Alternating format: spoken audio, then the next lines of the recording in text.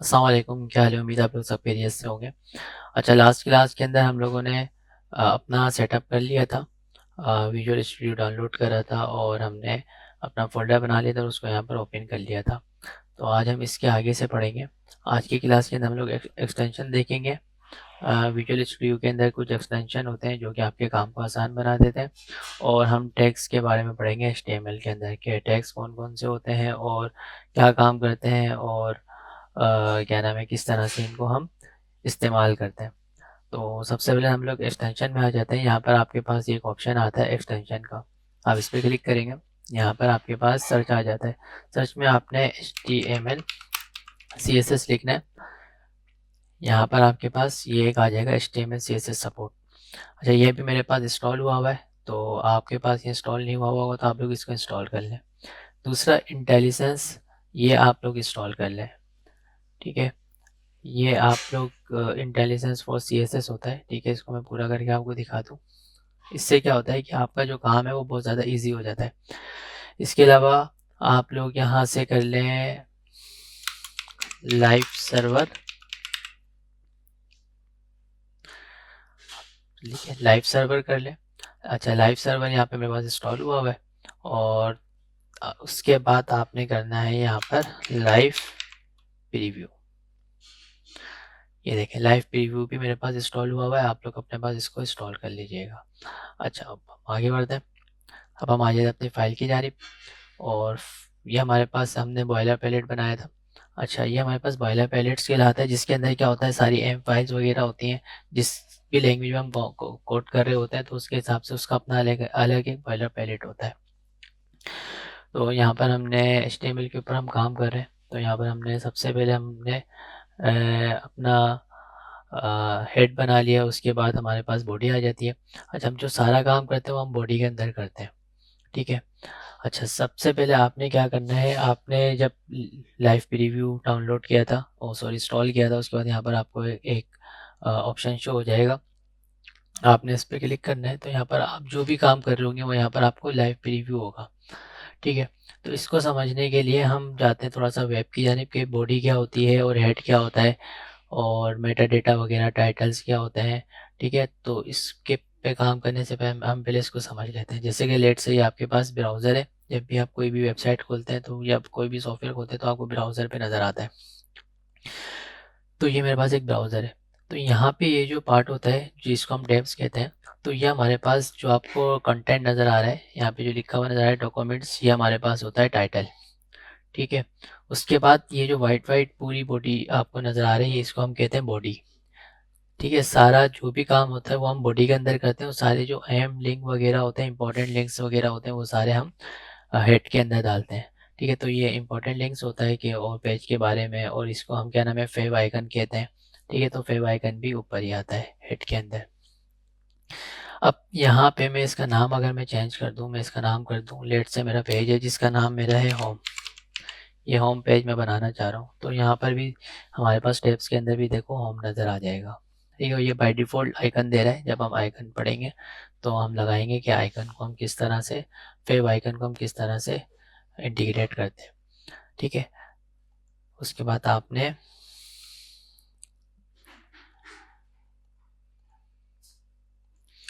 आ जाना है direct body के अंदर।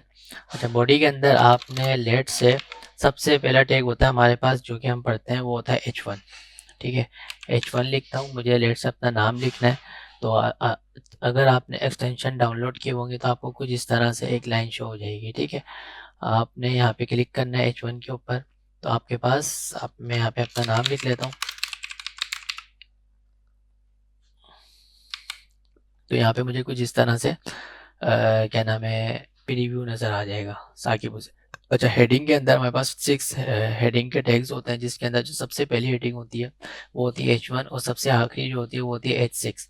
तो इसका मतलब यही होता है कि अगर मैं यहाँ पर H6 लिखता हूँ, वैसे आप खुद भी लिख सकते हैं इसको पूरा। लेट से मैं यहाँ पर शिफ्ट दबा के M के बराबर में बस ग्रेटर देन और लेस देन का बटन होता है, तो उस पर हम मतलब कि अगर हमने टैग खोलना है तो हम यहाँ पर H1 लिखेंगे, तो हमने ये टैग को ओपन करा। ठीक है। अच्छा, वैसे बाय डिफॉल्ट ये टैग क्लोज खुद भी हो जाता है, तो जो भी काम हम करते हैं वो इस टैग के बीच में ही करते हैं। यहाँ पर मैं लिख देता हूँ H6 और यहाँ पर भी मैं लिख लेता हूँ H6। तो अब मेरे पास यहाँ पर आ जाता है, मैं यहाँ पर लिखता हूँ, तो ये मेरे पास देखें कुछ इस तरह से शो हो जाएगा। तो सबसे बड़ी हेडिंग हमारे पास H1 होती है और सबसे छोटी हेडिंग हमारे पास H6 होती है। ठीक है। अच्छा, अगर मैं इसको टैग्स के अलावा लिखता, ठीक है, देखो अगर मैं टैग नहीं लगाता, मैं इसको टैग के बगैर लिखता, तो मेरे पास शो तो होता, लेकिन जस्ट ये एक जो भी हम बॉडी में जो भी हम कंटेंट लिखते हैं वो तो शो होगा, क्योंकि केस सेंसिटिव नहीं होती HTML। इसके अंदर आप थोड़ी छोटी मोटी गलती करते हो तो ये आपको शो करा देती है उसी तरह से। ठीक है। दूसरी लैंग्वेजेस में जब हम आएंगे आगे जावा स्क्रिप्ट के अंदर, और भी दूसरी लैंग्वेजेस हम पढ़ेंगे, तो उसके अंदर वो केस सेंसिटिव होती हैं, तो उसके अंदर जो भी हम गलती करेंगे तो वो यहाँ पर आपको शो ही नहीं करेगा, एरर शो कर देगा। ठीक है। तो ये तो जस्ट कंटेंट आपको शो करने के लिए है, तो यहाँ पर आपने जस्ट साकिब अली हुसैन लिखा तो आपको यहाँ पर ने शो कर दिया, लेकिन कोई इसकी डिजाइनिंग नहीं है, कोई इसका स्ट्रक्चर नहीं है, कोई कुछ नहीं। तो उसके लिए हम टैगिंग सिस्टम करते हैं। ठीक है।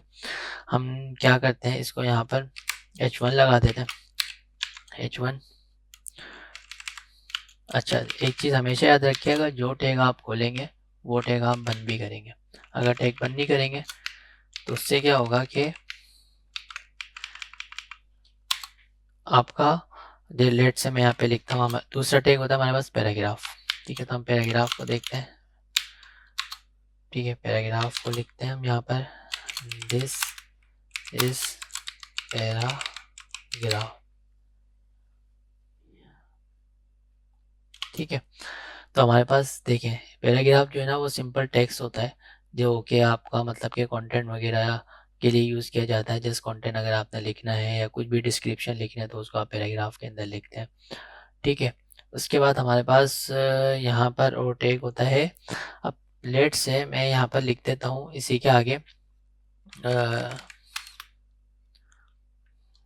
And this is second line. अब मैं ये चाहता हूँ कि ये जो सेकंड लाइन है ना, दिस इज सेकंड लाइन, ये मेरा नीचे आ जाए। अब मैंने लिख तो लिया यहाँ पर तो मुझे सही दिखा रहा है।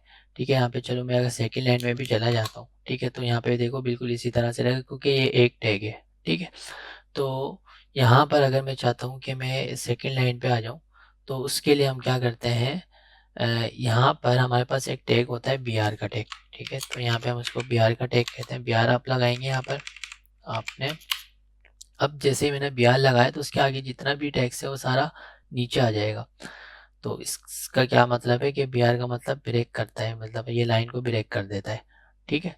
तो अगर आपके टेक्स्ट के बीच में लाइन लगानी है, मतलब कि सेकंड लाइन में लेकर जाना है, तो आप BR का टेक लगा सकते हैं। मल्टीपल आप टेक लगा सकते हैं। अच्छा, आपके जहन में एक चीज़ आ रही होगी कि ये मैंने इस टैग को मैंने बंद तो नहीं करा। तो कुछ टैग्स ऐसे होते हैं जो कि सिंगल टैग कहलाते हैं।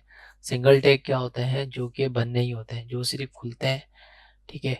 और वो अपना काम, उनका काम इतना ही होता है। ठीक है। तो इस वजह से BR का जो टैग होता है ये हमारे पास सिर्फ खुलता है। ठीक है। और इसके बाद यहाँ पर हमने पैराग्राफ देख लिया। उसके बाद आपके पास एक और टैग होता है स्पैन का। ठीक है। स्पैन का जो टैग होता है ये भी आपके पास, अब मैं सीधा सीधा लिख लेता हूँ, ठीक है ना। स्पैन का जो टैग होता है ये भी आपके पास सिंपल टैग होता है। ठीक है। ये भी जस्ट डिस्क्रिप्शन वगैरह छोटी मोटी जो डेटा होता है, डेटा को शो कराने के लिए हम लोग यूज़ करते हैं। डायनेमिक बनाने के लिए हम पीछे जब हम इसकी आईडी वगैरह देते हैं तो हम कुछ इस तरह से स्पैन के टैग को यूज़ करते हैं। उसके बाद एक और टैग होता है हमारे पास यहाँ पर। अब मुझे लेट से यहाँ पर इसको इटैलिक करना है। ठीक है। इसको मुझे क्या करना है, इटैलिक करना है। तो मैं जस्ट चाहता हूँ कि जो स्पैन है ना जस्ट इटैलिक हो जाए। तो मैं यहाँ पर लगाऊंगा आई का टैग, आई टैग लगाऊंगा, और मैं अब इसको बंद करूँगा और इस पेन को मैं उठा के Ctrl+X करूँगा और इसमें मैं पुट कर दूँगा। तो अब देखो सिर्फ इस पेन क्या हो गया, मेरे पास इटैलिक हो गया। ठीक है। तो आप टैग के अंदर भी मल्टीपल टैग लिख सकते हो, क्योंकि पूरा तो स्पेन है, लेकिन उसके अंदर मुझे सिर्फ इस एक स्पेन को मुझे इटैलिक बनाना था, तो मैं कुछ इस तरह से लिखूंगा। ठीक है। अच्छा, उसके अलावा अगर आपको बोल्ड करना है तो आप B लिख दो। ठीक है। इसी तरह से जो स्ट्राइक करना है अगर आपको, तो यहाँ पर आप स्ट्राइक लिख दो, तो यहाँ पर आपके पास वो एक स्ट्राइक लाइन बनी हुई आ जाएगी। ठीक है। उसके बाद यहाँ पर एक और टैग होता है हमारे पास यूएल का टैग, ठीक है। लिस्ट का टैग, अच्छा लिस्ट का टैग क्या काम करता है, देखें सबसे पहले तो हमारे पास दो टाइप्स की लिस्ट होती है, एक होती है ऑर्डर लिस्ट और एक होती है अनऑर्डर लिस्ट। अच्छा ऑर्डर लिस्ट में क्या होता है, लेट से मैं यहाँ पे ऑर्डर लिस्ट बनाता हूँ, ऑयल ऑर्डर लिस्ट, ठीक है। अच्छा ऑयल के बाद, अच्छा अगर आपको नहीं समझ आ रही कि ये इसके अंदर क्या क्या चीज़ आएंगी तो जैसे ऑयल लिख के और इसको जो आ रहा है ना फर्स्ट, इसको आप क्लिक कर दें, ठीक है। तो ये खुल भी जाएगा, खुद ही बंद भी हो जाएगा। अच्छा अब आपने यहाँ पे क्या करना है, इसको नीचे लेकर आ जाए और ऑयल के अंदर आप लोग यहाँ पे लिखें टाइप, ठीक है। अब मैंने यहाँ पे लिखा टाइप, जब मैं टाइप लिखूंगा तो मुझसे पूछेगा भाई आप जो लिस्ट बनाने जा रहे हो वो लिस्ट में मतलब कि उसकी जो इंडिकेशन होगी वो क्या होगी, ठीक है। मतलब उसकी नंबरिंग किस तरह से होगी, 1 2 3 4 होगी या ABCD होगी या सिर्फ स्मॉल ए से स्टार्ट होगी या रोमन या फिर स्मॉल लेटर से स्टार्ट होगी। तो मैंने बोला भाई मुझे 1 2 3 चाहिए, तो मैंने यहाँ पे 1 पे क्लिक कर दिया। अब इसके अंदर आपने बनानी है लिस्ट, तो उसको हम कहते हैं LI का टैग क्या काम करता है, लिस्ट का काम करता है। तो मैंने यहाँ पे लिस्ट बनाई, तो 1 लिखता हूँ मैं, लेट से मुझे यहाँ पर लिख देता हूँ CO कॉफ़ी, चलो मैं एनिमल लिख देता हूँ, ठीक है। मैं लिख देता हूँ यहाँ पे काउ। दूसरा टैग मैं बनाता हूँ LI का, ठीक है। इसके अंदर मैं लिख देता हूँ ज़ेब्रा, ठीक है। तीसरा टैग मैं बनाता हूँ LI का, जिसके अंदर मैं लिख देता हूँ यहाँ पर और हमारे पास एनिमल होता है डॉग, ठीक है, डॉग। अच्छा अब ये देखो मैंने यहाँ पे कई नंबर नहीं लिखे हैं, ठीक है, लेकिन यहाँ पे नंबरिंग खुद ब खुद ही हो रही है, ठीक है। तो ये कुछ इस तरह से चलता है, अगर मैं यहाँ पे 1 की जगह पे A डाल दूंगा तो ये ABCD हो जाएंगे, अगर मैं ये A की जगह पे कैपिटल A डाल दूंगा तो ये कैपिटल ABCD हो जाएंगे, ठीक है। तो ये डिपेंड करता है कि आप टाइप कौन सी दे रहे हैं उसको। इसी तरह से दूसरी लिस्ट होती है हमारे पास अनऑर्डर लिस्ट, ठीक है। ऑर्डर लिस्ट इस तरह से आप बनाओगे। दूसरी होती है अनऑर्डर लिस्ट, अनऑर्डर लिस्ट आपके पास होती है यूएल से, आपने यूएल लिखना है, यूएल के अंदर फिर उसी तरह से एलआई बना लेना है। एलआई के अंदर आप लेट से मैं एक लिस्ट बना रहा हूँ COFFE कॉफ़ी, ठीक है। आप इस टेक्स्ट को कॉपी कर लें शिफ्ट की मदद से, शिफ्ट दबा के, और मैं इस एरो की दबा रहा हूँ ताकि ये सेलेक्ट हो जाए, कंट्रोल C करूँगा, नीचे आऊँगा कंट्रोल V कर दूंगा, इसी तरह से यहाँ पे कंट्रोल V कर दूंगा, ठीक है। कॉफ़ी हो गई। दूसरा मैं यहाँ पर टी ले लेता हूँ और फिर उसके बाद मैं यहाँ पर ले लेता हूँ ग्रीन टी, ग्रीन टी, ठीक है। अच्छा अब देखें आपके पास यहाँ पर देखो जो लिस्ट नज़र आ रही है एक अनऑर्डर लिस्ट है, ठीक है। तो अनऑर्डर लिस्ट में कोई नंबरिंग नहीं होती, जस्ट ये एक आपके पास फुल स्टॉप की तरह सर्कल आ रहा होता है, ठीक है। अच्छा अब यहाँ से आपने लेट से इसके ऊपर कोई हेडिंग डालनी है, ठीक है। तो आप मैं यहाँ पर इसको मैं H3 दे देता हूँ, लेट से मैं चाहता हूँ ये मेरे पास हेडिंग है, ठीक है। और इस हेडिंग के अंदर मैं लिखता हूँ ऑर्डर लिस्ट, ऑर्डर,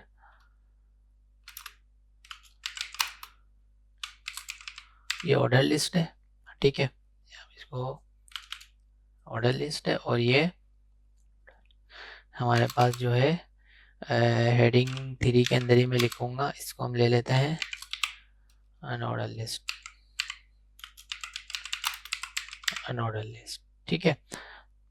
तो देखो मैंने H3 भी यूज़ कर लिया, तो H3 मेरे पास जो सबसे बड़ी हेडिंग थी मेरे पास H1 थी, उसके बाद H2 थी, उसके बाद H3 थी, तो मैंने H3 यूज़ कर लिया ताकि ज़्यादा बड़ा ना लगे मेरे पास। तो आपने कुछ इस तरह से अपने पास बना लेना है, ठीक है। तो यहाँ पर हमने लिस्ट को भी देख लिया कि हम लिस्ट को किस तरह से यूज़ करते हैं। अच्छा इसके अलावा बाकी हमारे पास जो मज़ीद टैग्स हैं वो हम नेक्स्ट क्लास के अंदर देखेंगे, ठीक है। जब तक आप लोग इसकी प्रैक्टिस करें, और फिर हम नेक्स्ट क्लास के अंदर मज़ीद एडवांस जो इसके टैग्स हैं जिसके अंदर टेबल आ जाता है, फॉर्म्स आ जाते हैं, वो हम बाद में देखेंगे, ठीक है। तो फिर आज की क्लास को हम यहीं पर ही वाइंड अप करते हैं, फिर मिलते हैं नेक्स्ट क्लास के अंदर इंशाल्लाह ताला। जब तक के लिए अपना ख्याल रखिएगा, अल्लाह हाफिज़।